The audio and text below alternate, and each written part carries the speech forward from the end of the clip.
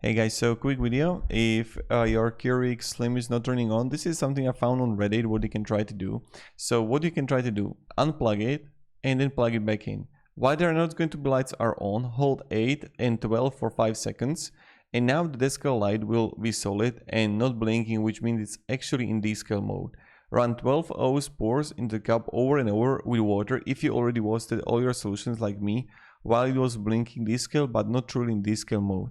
When it says add water and keep running these 12 oz pours. Eventually the lights will turn off.